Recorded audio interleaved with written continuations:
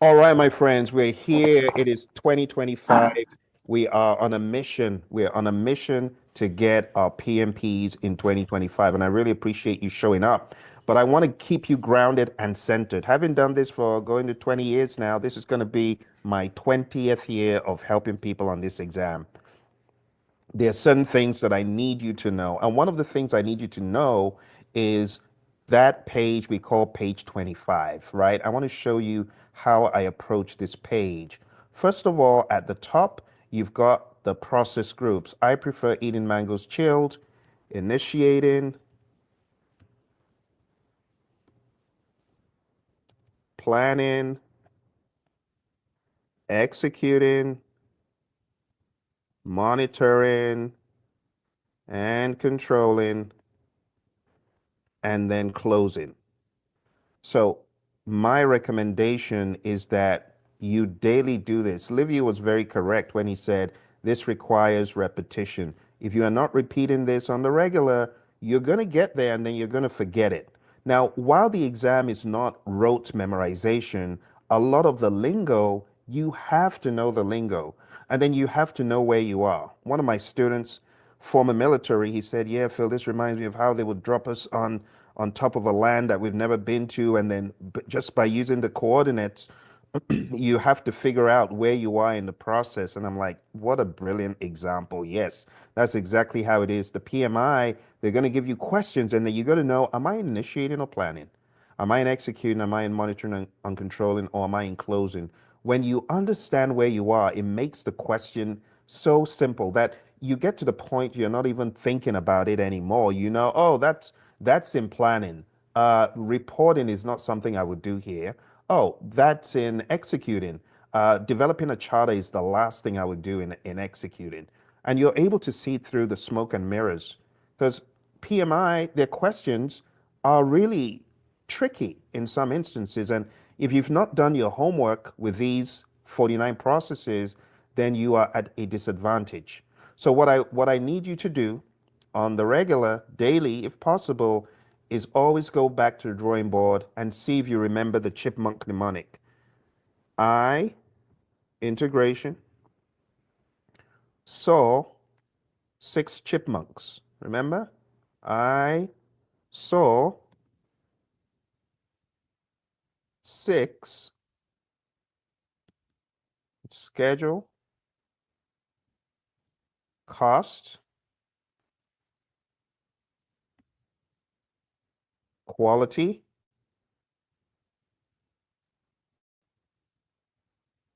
resources.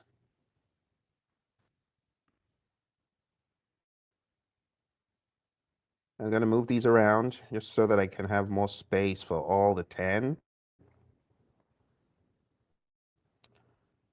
Quality.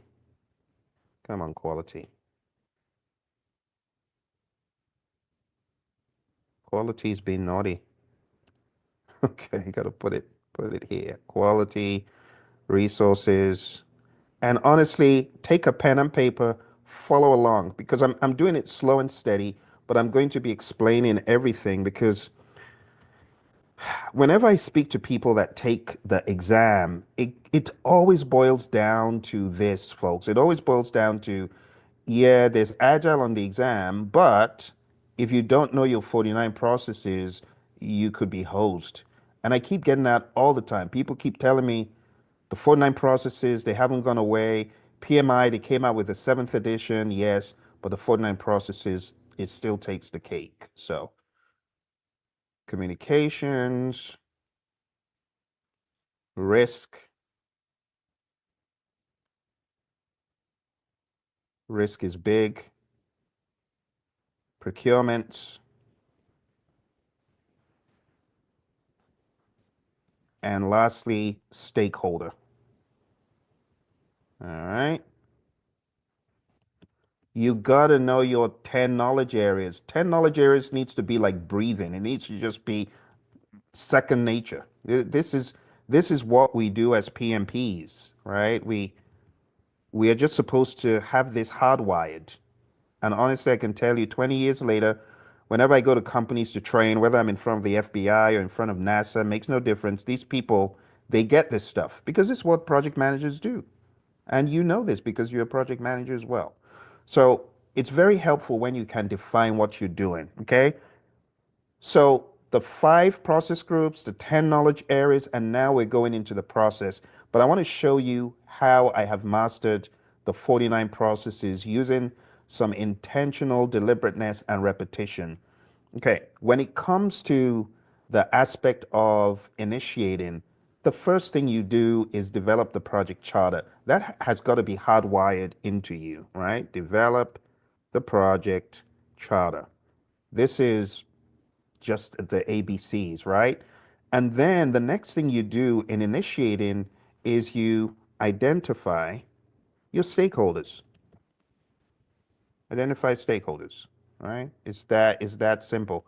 Those are the 2 things you do in initiating. So if nothing else, get initiating down, right? The next way I would approach this is I would ask, what happens at the end? We close the project, okay? We close the project or phase. Boom. We gotten 2 out of 5. We got an initiating down, we got closing down. These are the only things that happen here. And I tell people this is your low hanging fruit. Get good with developing the charter, identifying stakeholders, and closing out the project or phase, because this could give you a massive payoff on the exam. Okay.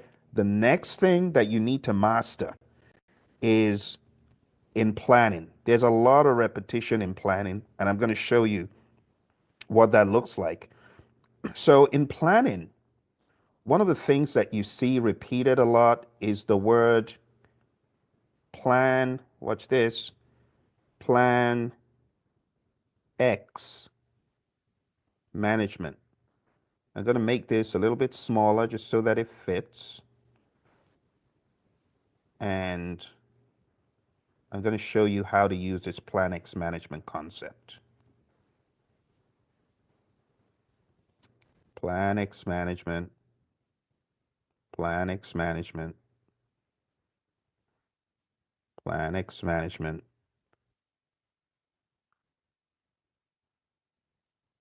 And this one is engagement. This is the only difference. Now, let's go into each one at a higher level. Okay.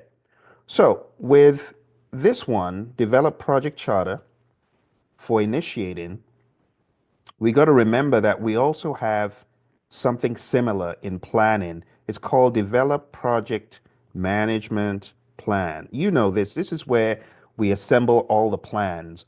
But getting into each area in planning, the X has to be replaced with the knowledge area name. So let me show you what we're doing in essence. We're taking this knowledge area name and we're putting it in here.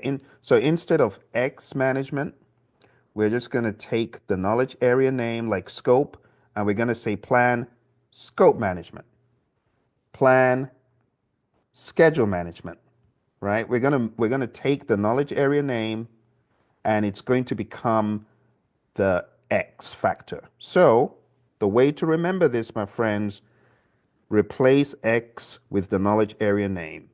Plan scope management. See that? Plan schedule management. Plan cost management. And this is just determine how you're going to manage costs. That's really what it is. Plan quality management, determine how you're going to manage quality, right?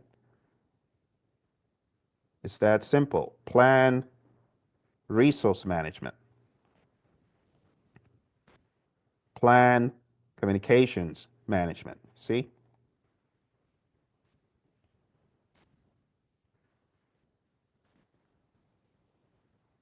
Plan risk management. And honestly, the best way to use your time in this session is to actually write these things down physically. It does help. Trust me, it does help. Plan procurement management.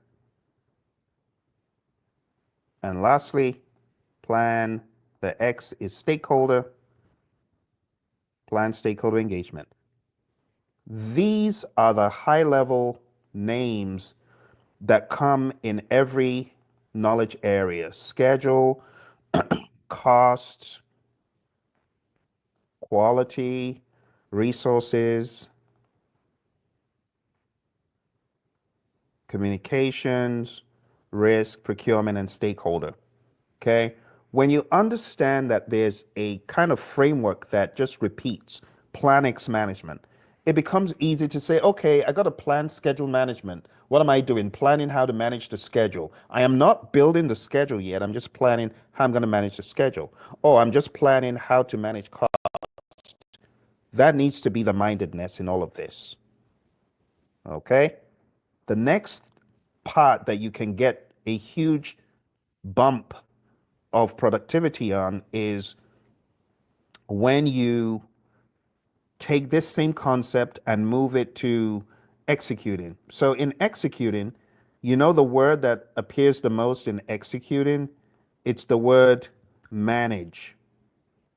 You see the word manage so many times. So there's direct and manage project work. There's manage, see, there's manage project knowledge.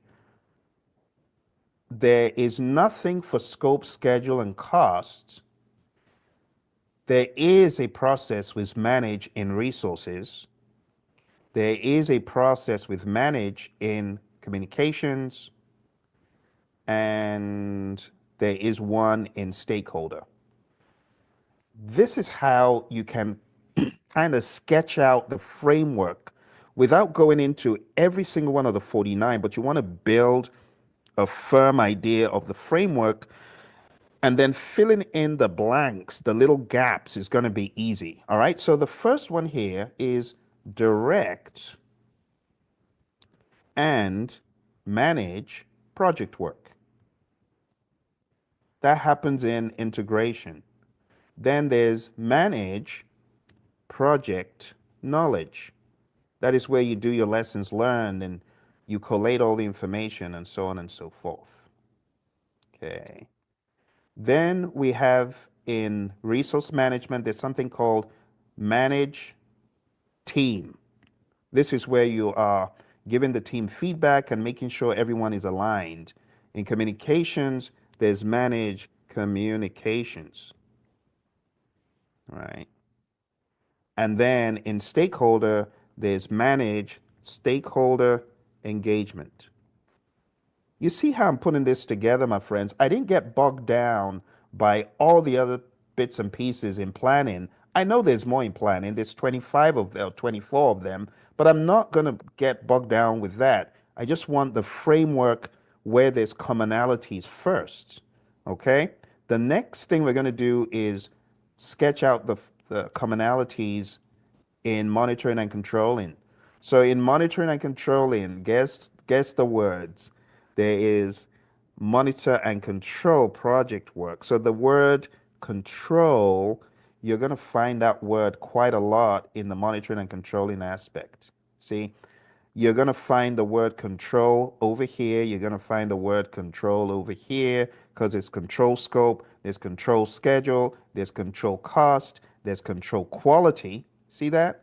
There is control resources, there is control procurements, and there's three where we don't say control.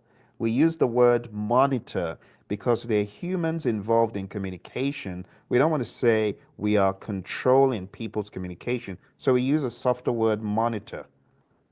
We don't want to say, oh, we got risks all under control. No, that's presumptuous. So we say monitor risk. And then we don't want to say we control our stakeholders' engagement. So we say we monitor it. We monitor it, and that's the word we use. So we have the word control a couple of times in integration as well. Honestly, when you look at these commonalities, this table becomes easy, right? So monitoring and controlling, we have monitor and control project work. And then we have perform integrated change control. You see the word control appearing there again? And here we have control scope. Here we have control schedule. And this just speaks for itself. Honestly, you can apply this to any project. Controlling scope just means preventing scope creep. Controlling schedule just means keeping the team on track. Control cost just means making sure you're not going over budget. Control quality just means you're doing an inspection, making sure before you ship out that product or before you implement that service, it is indeed fit for use. Control resources is all about the physical. This is not about the team. This is about the physical resources. Monitor communications just means ensuring that your communications plan is working, your actions to engage the stakeholders through communications is actually working. And then we have monitor risk, which just means making sure everything is what we thought it was. And if it changes, you update your risk register.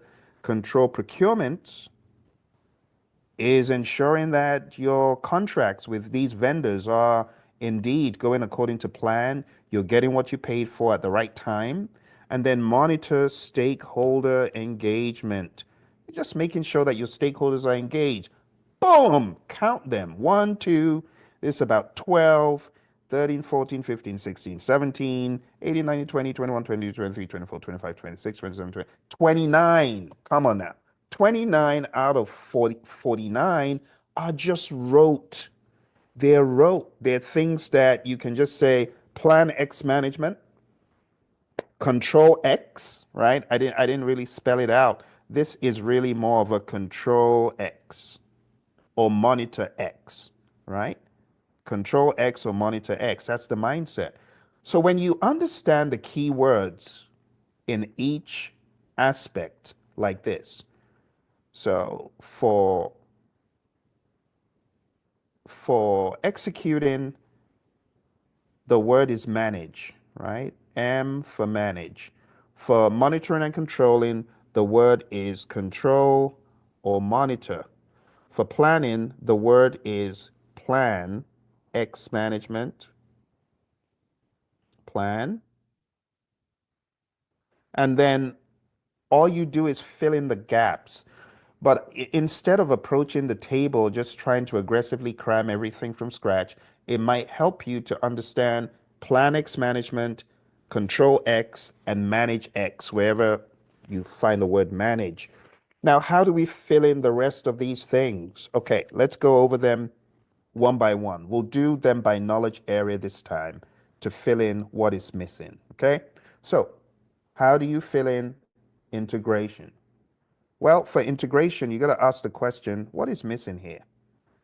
So in integration, we got develop project charter, we got develop project management plan, we got direct to manage project work and manage project knowledge, we got monitor and control project work and perform integrated change control and close project or phase. Boom, that's it. Integration is done. Next, we go into scope management. So scope management is a big one. We have a lot of things here, and I'm going to zoom in, and feel free to zoom in to your whiteboard as well. But we have plan scope management, then we have collect the requirements, and then we have define the scope. So collecting requirements is creating a requirements traceability matrix that tracks requirements to their origin. Then we have define scope. This is where you list out the exclusions, the inclusions, and the detailed deliverable description. And then you have create the WBS, create the work breakdown structure. So those are the missing gaps in scope. But when you have at least an understanding of the first thing you do, plan X management, everything else becomes gravy. Then we go on down to the monitoring and controlling aspect. We have control scope, but before control scope, the PMI will list validate scope. So validate scope is where your customer, remember, validate scope. This is your customer checking the deliverable to make sure it conforms to their requirements and it's indeed what they want. That's validate scope. Control scope is where you're preventing gold plating and when you're ensuring that whatever changes are coming are effectively controlled through a change control board, a CCB. Okay. All right, let's go on to schedule management. Schedule management, the first thing we do, we plan schedule management, and then we're going to define the activities. What needs to be done, a task list. We do this all the time. When you wake up in the morning, you're thinking, what do I need to do? What do I need to do first, next? Okay, need to walk the dog, need to come back, need to get ready for work. Those are activities. So you define the activities, and then everyone does this. This is so easy. This is every day. Everyone sequences activities. You don't eat dinner before you drive to work. Well, depending on the time of the day you're working. But if you're working in the morning, you're going to eat breakfast. Dinner's going to come later. So we are always sequencing the activities and we are always estimating the activity durations all the time. You're always saying, "Oh, how long is that going to take me?" You try to go to the post office during your lunch hour, and there's a crazy line, and you're estimating the duration. This is going to take upwards of 30 minutes. I'm going to reschedule. We do scheduling all the time. So when you approach this stuff, you got to approach it from a humanistic point of view. It becomes easy, right?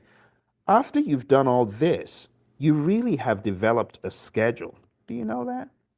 You've developed a schedule. A lot of people think that schedules need to be big. They don't need to be big. You can have a 5-line schedule, but you do all of this, okay? Coming over to this side, control schedule, we've already talked about that. That's where you're keeping the team on track and everyone's aware of when their task is coming up or you're seeing someone's task slip in. You got to have that conversation. That's control schedule. Let's go over to cost management. Cost management, the very first thing we have here is plan cost management. And that's step one. But we got to go beyond plan cost management to actually estimating the cost. So each line item, you got to ask, what does that cost me? And then you got to roll it up into a final total. We call that determining the budget. So it's not enough to say, oh, activity one is $10, activity two is $2 million. No, we got to roll them up and get a budget and get that final number. And that final number, you are going to do the control cost with it. This is where earned value comes in. And just in case you forgot about your earned value, there's certain metrics we talk about here. This is where we talk about the SPI, the CPI, the CV, the SV. These non-negotiable for your exam. You got to know them. Highly advise you spend some time knowing at least the basics. And we have more than enough videos about this on the Udemy course, so definitely watch those videos. All right, let's go to quality. What happened? Okay, quality. So in quality, we have plan quality management. That's planning how to manage quality. But we have manage quality. I forgot that one. Manage quality, of course. You see, I was thinking about a previous name we called it. That's why I didn't list it. So when you take a look, there's actually 30 items we had in the beginning that I just wrote. Manage quality. Yeah, the word manage, just slap that in front. Manage quality is more like quality assurance, making sure that the work is being conducted right. It's different from control quality, which is where we are actually checking the product. Okay. All right, for those of you who are just jumping in and just watching, whether you're watching now or after the fact, we're trying to get this concept down. 49 things that the PMI in the 6th edition told us about. They're also in process groups, a practice guide. And honestly, this is the holy grail of traditional project management. Anyone bringing anything else, they're lying. This is it, at least in the realm of the PMI. So we've done integration, scope, schedule, cost, quality, resources is next. So let's jump into plan resource management. Plan resource management is the first thing we do, and this is where we develop a resource management plan. We also have a team charter that's developed in this same process. But the other thing that we do here is we estimate activity resources. And all this means is you're taking a look at your project and saying, how many, how much, what skill set, what is the efficiency of the machines that we need. So you're looking at all the resources, human equipment, material supplies, facilities and you're asking how many do we need, how much, how many do we need, what skill set? Oh, we need a developer, a junior one, a junior developer, a senior developer. Let's get really down to the nitty gritty of the skill set that we need. And then we move into the executing aspect. And in executing, the first thing we do is we acquire the resources. Acquire resources. That's step one.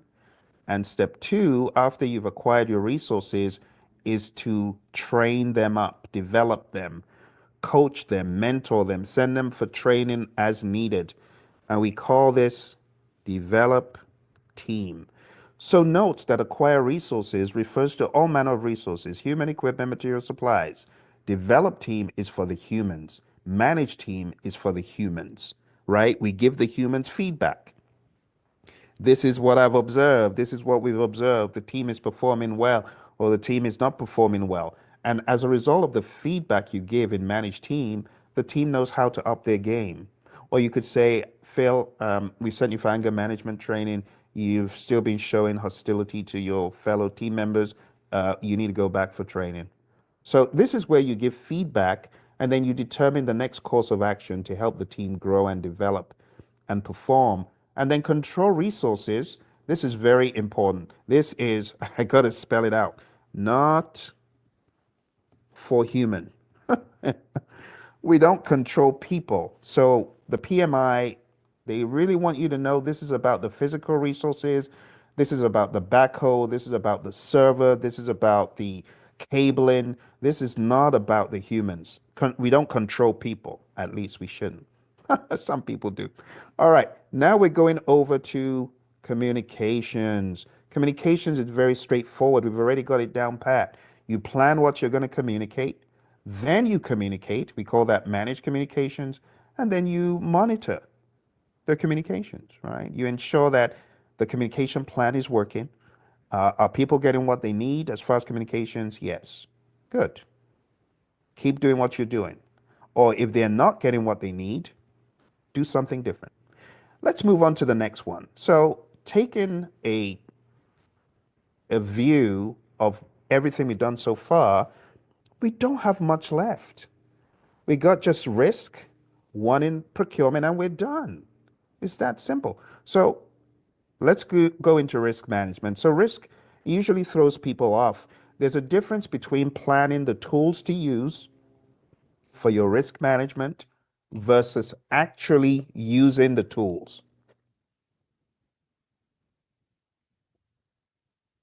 Plan risk management means you are planning what to use to manage the risk and how to manage the risk. When you understand how to manage the risk, then you begin to identify the risk. Identify risks. Put them in a risk register, right? In addition to identifying risks, you're going to perform a high, medium, low. Is this a high risk in terms of impact? Is it a medium risk? Is it a low risk? That's what we call qualitative risk analysis. And there are many ways you can do a qualitative risk analysis. My friends in the oil and gas realm, a lot of you have already started doing this on your projects. You've got a risk register, and then you've got that matrix where you're multiplying probability times impact. Probability on a scale of 1 to 5 is a 4. The impact on a scale of 1 to 5 is a 3. 4 times 3 is 12. And that enables you rank the risks. So that's qualitative. Quantitative is different.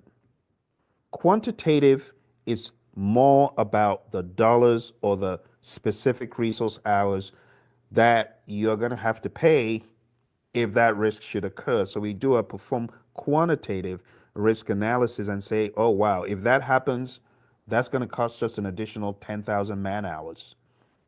And the probability of that happening is a 50. So you can say, okay, 50,000 contingency reserve is needed because probability 50 times impact 10,000. Just budget or plan for that in terms of man hours. But you can also do it in terms of dollars. Let me give you a quick reminder of what this looks like.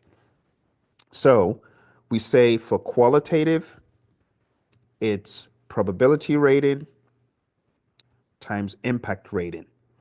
And depending on the scale, if the impact scale is 1 to 5, we can say probability rating,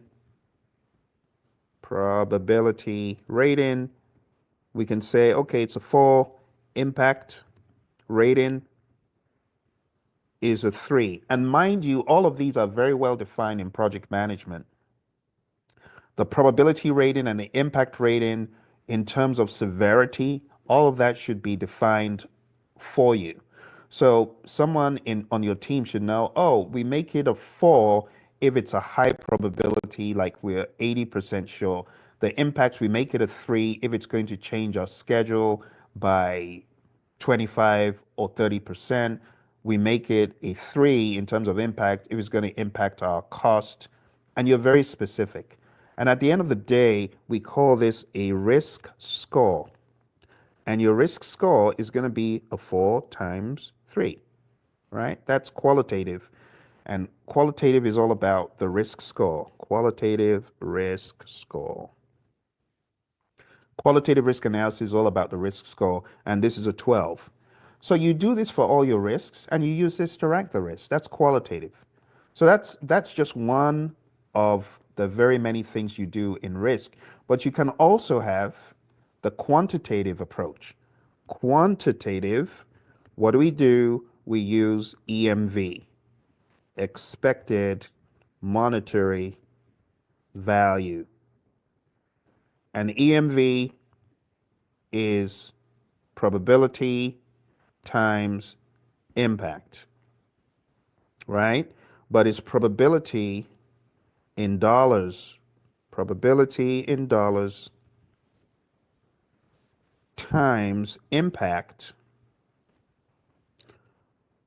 Oh, I beg your pardon. Probability in percent times impact in dollars. Okay. So assuming you're looking at a risk and maybe there's a 30% chance of a risk and a 1 million impact. Your expected monetary value, also called risk magnitude, is going to be equal to 30% times the 1 million. But bear in mind that to simplify it, it's 0.3 times 1 million.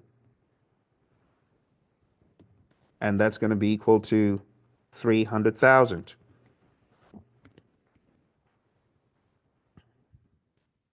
So it is not uncommon to have rationalizations like this baked into a question. They may not even be asking you about the EMV. They may just be asking you a question related to EMV, but you got to understand the difference between qualitative and quantitative. Okay? All right, let me put these by the side and let's go back into where we were. So I really wanted you to get a clear idea of the difference between qualitative and quantitative. Now we've done that, let's talk about the plan, risk, responses process. And the reason why I'm going in on risk is it's a beast. It's very big. It's 7 things. So with plan, risk, responses, chat into me. I know you've been on holidays, but I want to know the 5 risk responses for positive. Put them in the chat for me and do the same. I want to know the 5 risk responses for negative. I know you can do this. Should I give you a clue? For the positive, it's for the positive, it's easy. And for the negative, it's a team.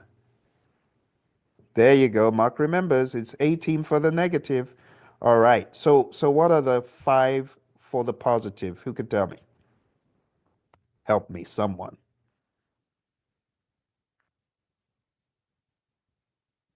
Let's see if those brain cells are working.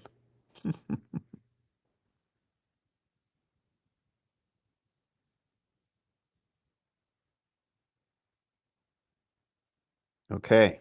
Come on now. What is the first E for positive? Throw me any E that you remember. Let's see if it works.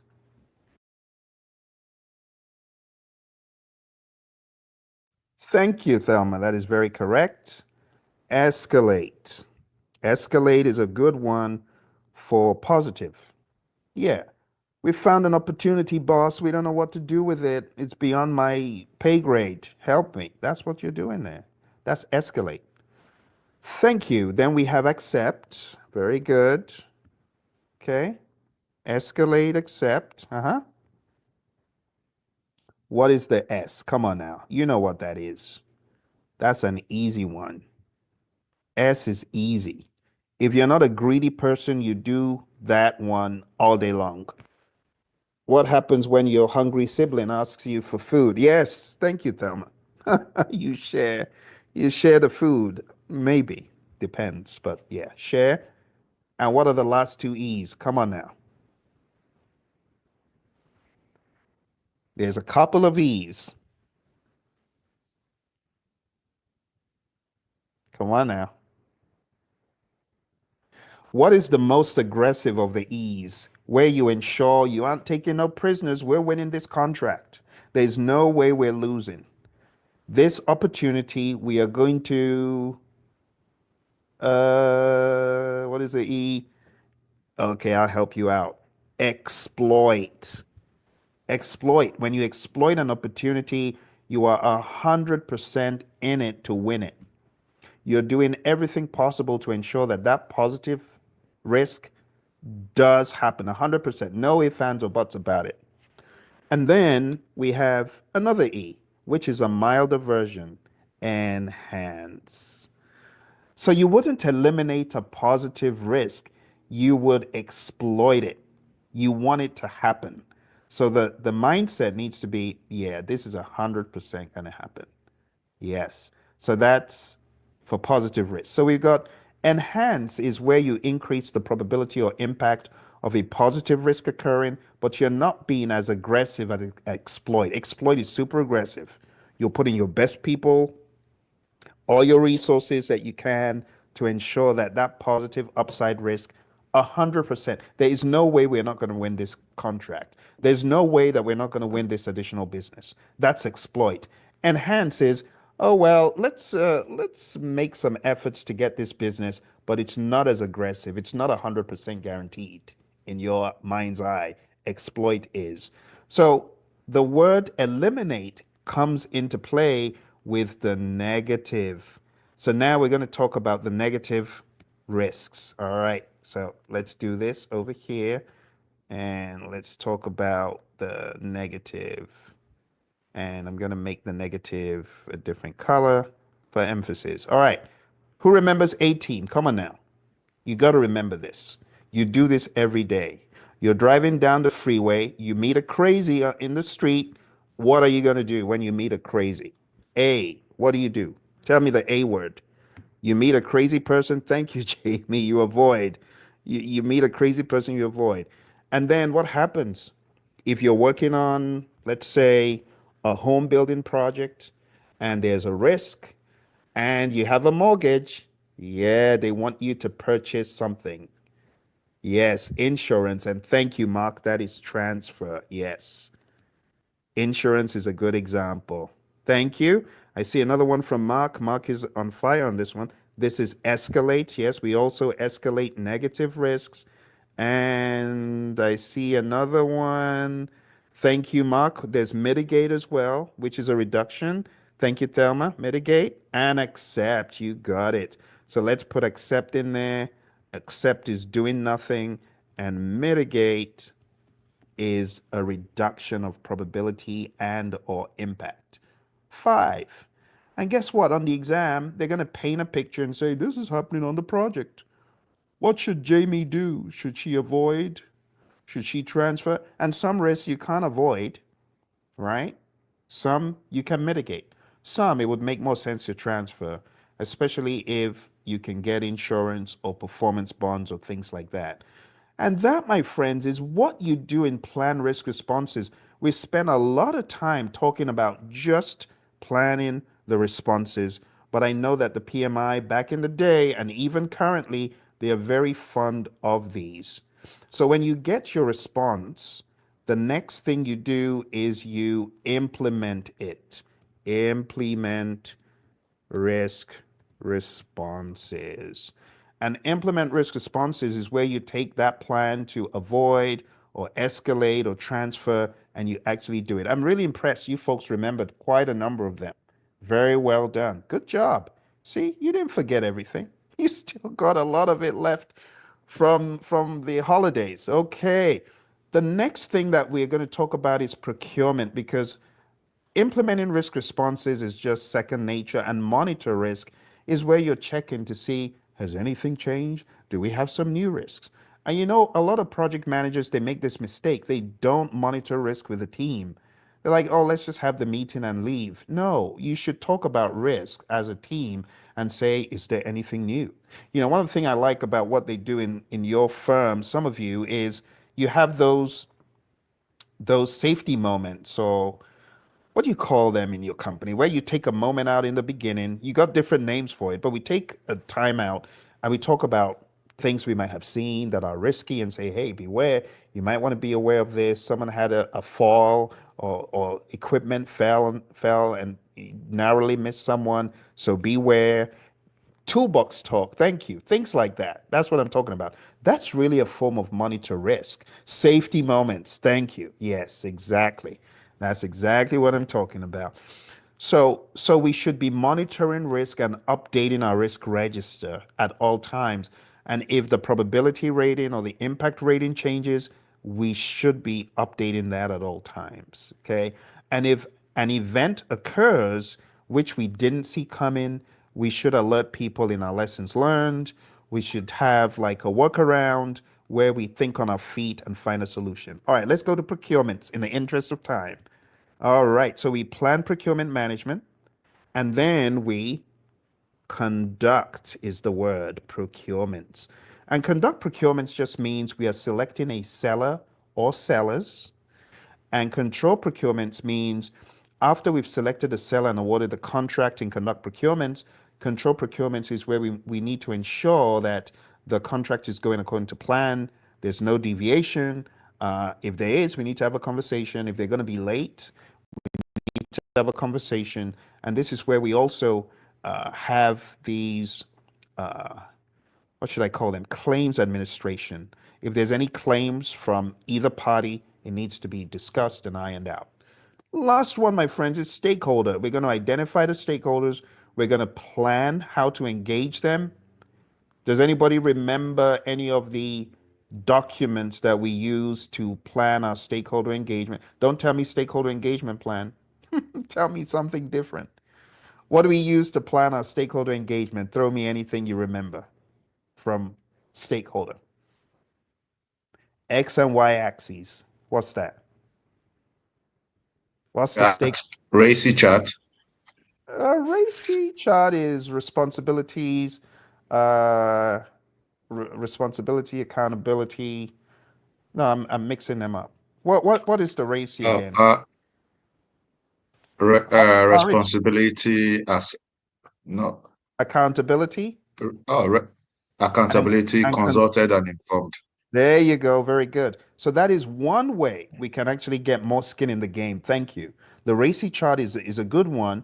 But what is the traditional one that we talk about in stakeholder exclusively? Because you know the racy chart belongs more to the realm of resources and Interest, thank you. You got it. interest, interest.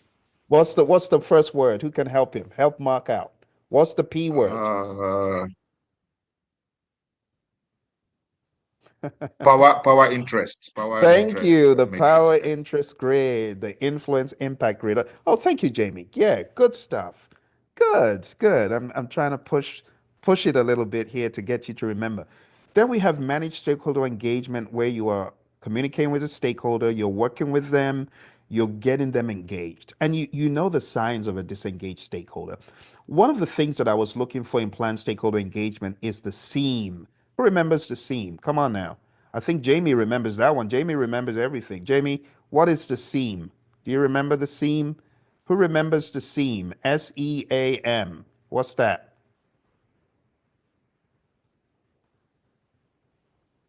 Come on now. I know you didn't leave that in your Christmas present. Someone remembers that. Why don't you GPT it? Those of you AI fanatics. I know Thelma is an AI fanatic. Thelma, good, GPT, Gemini it. Gemini it and tell me what is, let's see how intelligent Gemini is. Gemini, what does SEAM stand for? Come on now. Someone's got to remember that one. That's PMI Holy Grail. The seam. Yeah. What is the seam? So from what I have here, it says that is a systematic enterprise architecture methodology. It's not true. It's not true. It lied to you. It lied. That is AI what lied. ChatGPT said. AI, oh, GPT lied. You know what? Say S stands for stakeholder and see what it tells you.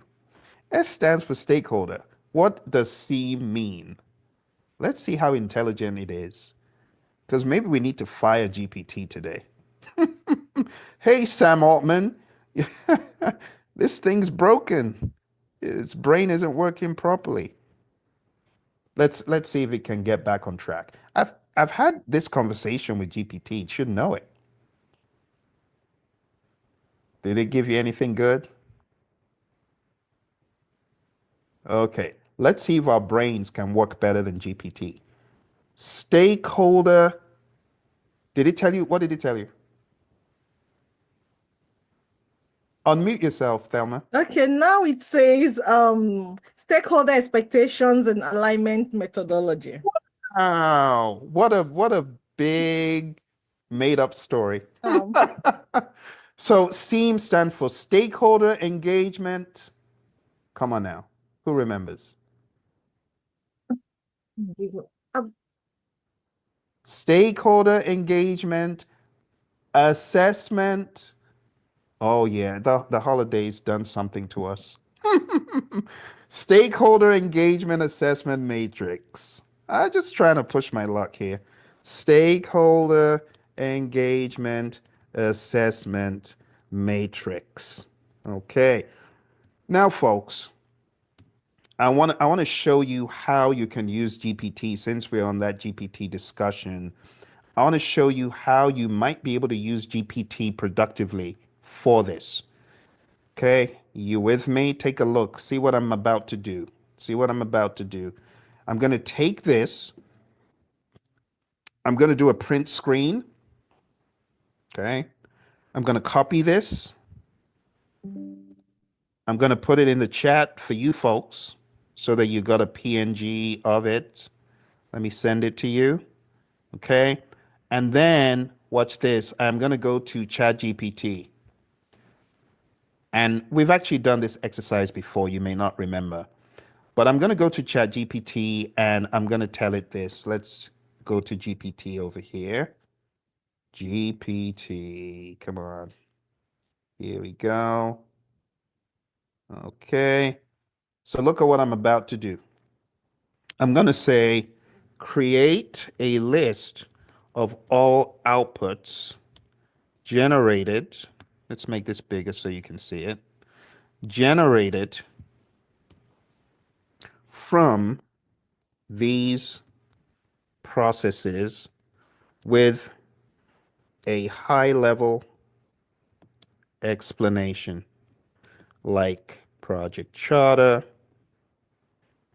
stakeholder register, and show me where each comes from.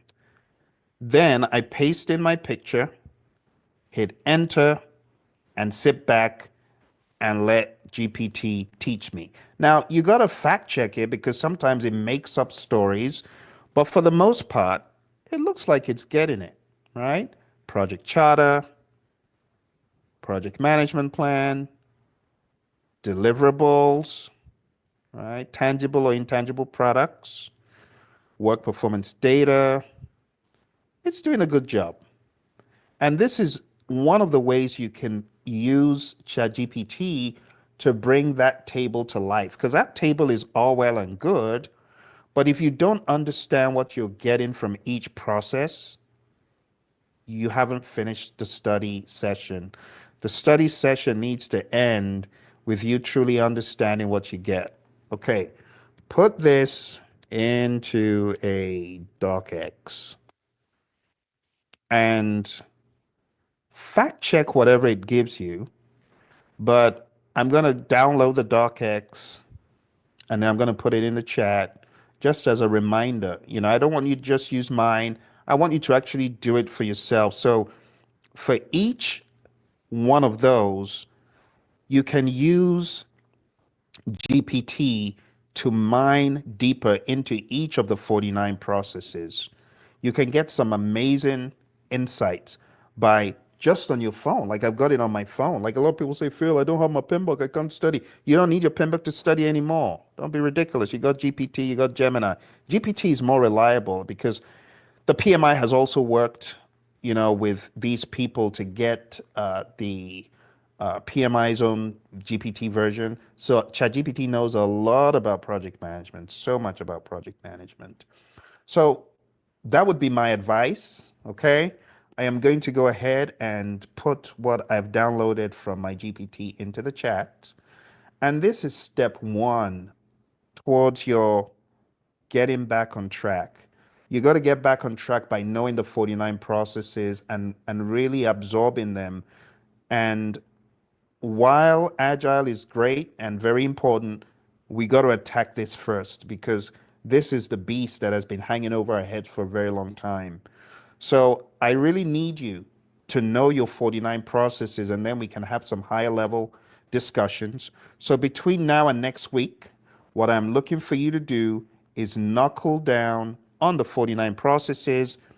The other thing that I need you to do all throughout this week is I need you to go to your project management doctor site, which you all should have access to from our class. I need you to go in there and here's a quick reminder of what is in there because this is going to help you organize your studying. Okay, so when you go into project management doctor, you see my scores. I need you to make sure all of these say everywhere from 70, 90, 80, but all these ones, like these ones I failed, I got to click on the ones I failed and I got to retake the quiz. Boom, I can retake it. And just remember when you get done with every quiz, it's not just about doing the quiz, it's about understanding why you got the answer right or wrong. So when you submit, just remember this is step one, and it's not about the score. Okay, I got a 0. What am I going to do about it? I'm going to review the answers and I'm going to hyper focus on why I got them wrong and I'm going to close the gaps and then I'm going to move to the next one. And that needs to be your MO. You need to do it, go back to the drawing board, check why you got it wrong, leave it for a few days, go back, rinse, repeat, make sure that you truly understood why you got everything wrong or right. Okay? With that said, my friends, I want to respect time about a minute over. I want to go ahead and stop the recording. And if there are any questions, I want to answer those questions. But make sure you study that page, right, with all the processes. Come back next week knowing it. Those of you who have your exams coming up in Q1, you got to know that stuff. And then next week, we're going to address the world of Agile. So I need you to really get this one down pat so we can build on it, go into the world of Agile next week. But before then, I also need you to be hitting the project management site with all of the quizzes. You got about 40 to 50 quizzes and mock exams. Rinse, repeat, take them relentlessly, be a savage, and before you know it, you're going to be a PMP. All right, my friends, thank you very much. I'll go ahead. All right, any questions before we go for the evening? I know everyone wants to go finish their weekend. Thank you, Raina Brown, for coming through and watching the stream. Anybody else got any questions or concerns? What about my friends on Instagram? Hannah Kamara, thank you for coming through. Adre Label, thank you for coming through. Boafo, Dwight Wellens, thank you for coming through. Oposi, Nano, thank you for coming through. So if you got any questions, now would be a brilliant time. No questions? Okay. So you heard what I told the team, right, on that video, the team on that video. Good.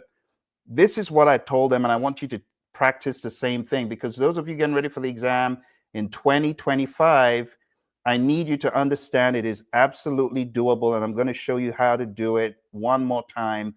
I know you heard me tell them to do certain things, but this is what I want you to do. Number one, your first week, I need you to tackle the people domain. That's week one, right? People domain has got 14 tasks. Tackle them squarely. You can study 2 tasks a day in people, you're going to be done.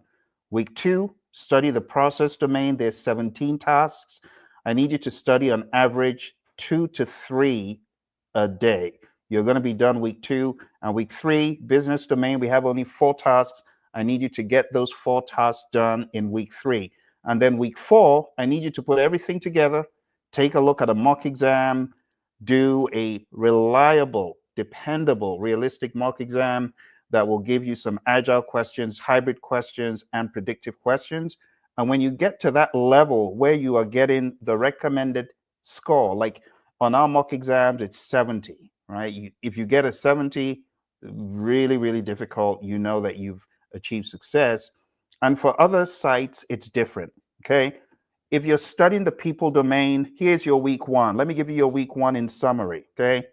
Week 1 in summary. Week 1, you got to study all of this: building a team, defining ground rules, leading a team, building a shared understanding, ensuring team members and stakeholders are adequately trained, mentoring relevant stakeholders, empowering team members and stakeholders, managing conflict, engaging and supporting virtual teams, collaborating with stakeholders, right? Addressing and removing impediments, obstacles, and blockers, supporting team performance, promoting team performance through the application of EI, and negotiating project agreements. It's that simple. Now, if you haven't already signed up for my 30-hour free training on YouTube, you can get it at pmp.pmradio.org. I'll put it in the chat.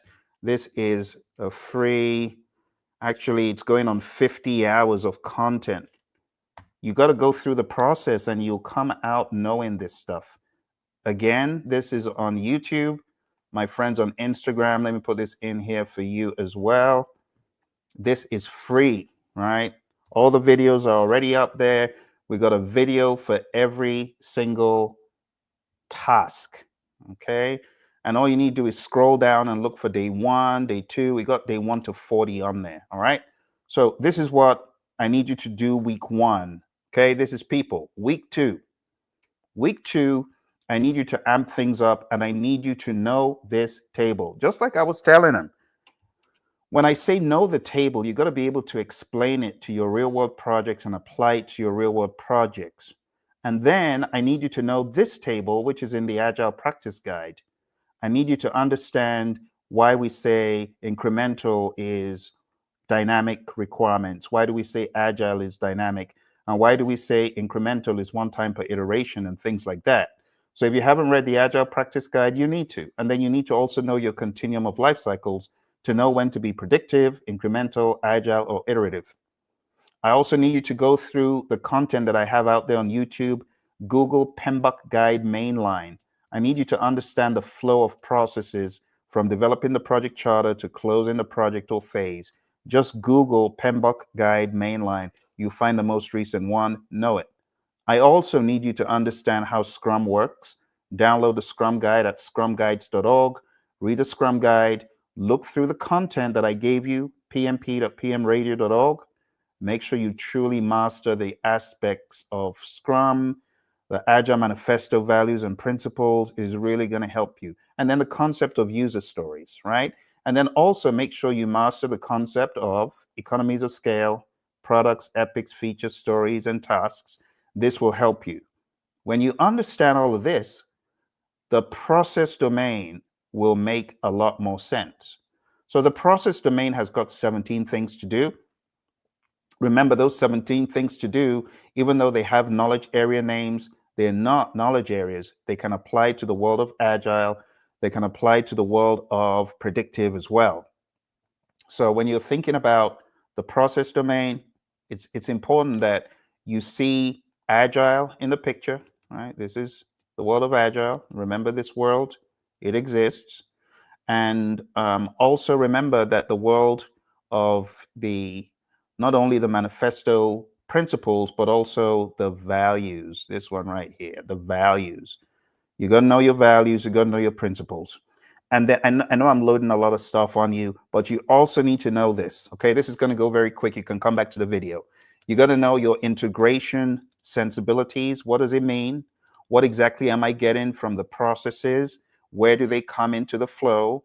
For scope, you got to understand where the different documents come into the flow in scope.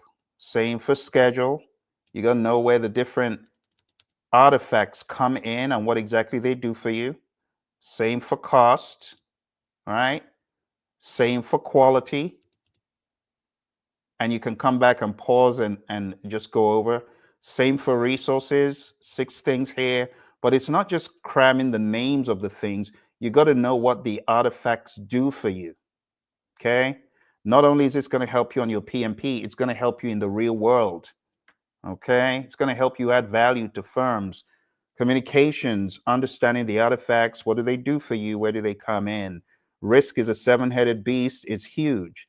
Slow this down, come back to it, take a look at it again, understand what you're getting from each process and what they do for you. Same for procurement. We got all these things in procurement management. What are they? What do they do for us? And then stakeholder management. We got 4 processes, and you got to understand the flow. Okay. When you have understood all of this, one more thing, which is big on the exam, is understanding the change request sequence. The change request sequence, everything from a verbal request all the way to logging it, reviewing it, putting it back into the change log, sharing it with the team and the stakeholders. That is another thing you need to master in process. And this, understanding the Stacy model, you got to understand your Stacy model, because your Stacy model helps you to realize, why do we do things in an agile way? Why do we do things in a predictive way? What is the best way we should manage this project? So it's not just doing everything predictive, and it's not just doing everything agile, okay? So for the process domain, very quickly, reminder, the process domain, you have 17 things. Number 1, execute the project with urgency to deliver business value. Number 2, manage communications. Number 3, assess and manage risk. Number 4, engage stakeholders. Number 5, plan and manage budget and resources. Number 6, plan and manage the schedule. Number 7, plan and manage quality of products and deliverables. Number 8, plan and manage scope. Number 9, integrate project planning activities. Number 10, manage project changes. Number 11, plan and manage procurement. Number 12, manage project artifacts. Number 13, this is a huge one, determine appropriate project methodology, methods and practices. This takes us back to the Stacy model that I showed you a few seconds ago. Number 14, establish project governance structure. Number 15, manage project issues. Number 16, ensure knowledge transfer for project continuity. And number 17, plan and manage project or phase closure or transitions. With all of the stuff I showed you, 1 week, if you've been through general PMP training, you should be able to pull this off. Put in 2 to 3 hours a day, knuckle down, do it. You got to make the sacrifice, my friends. If you're not making the sacrifice, you're not going to move very far. And then you got to bring family along for the ride. You got to bring your stakeholders along for the ride, which is family. And you got to explain to them you need their help and their assistance and their support. The final thing I need you to do, which is week 3, is the business domain. You got to understand compliance. That's number one. Number two, evaluate and deliver project benefits and value. Number three, evaluate and address the external business environment changes for the impact on scope. And lastly, support organizational change. I know I'm throwing a lot of stuff at you, but I need you to do this for your sanity. Get certified, move on. Get certified, move on, my friends. And you will be in the land of PMP where you go for interviews. Not even that, you get called for interviews and you can actually go for interviews, because it's no love when you're being rejected all the time. They're putting your resume at the bottom of the stack. How frustrating. I've been there trying to break into these companies, and they're like, oh, well, sorry, you don't have the qualifications, you're not PMP. It's very demoralizing. But the moment I got PMP, Honeywell came looking for me. I showed up for the interview and I became an earned value management expert, adding value to a firm that I only dreamt of joining. And then I worked in defense and space. With my PMP, I was able to move across, jump across departments from defense and space to IT effectiveness. I was there for another year and a half. I'm telling you, my friends, PMP is a game changer. If you get your PMP, you can go anywhere. If you don't have your PMP, you can go some places, but there's some places they ain't gonna open that door. That door is gonna stonewall you. It's gonna be looking at you. Who are you? You don't have your PMP. It's not a good place to be. But I've been there. I've suffered a lot of rejections. But the moment I got certified, the game changed. You hear me talk about it. I'm excited about it. And I want you to get certified as well. So do what you need to do. I wish you all the best in 2025. Could be your year of big change. Kaizen could be your Kaizen year. All right, my friends, you take care. Thanks for coming through. I'll see you again very soon. Bye for now.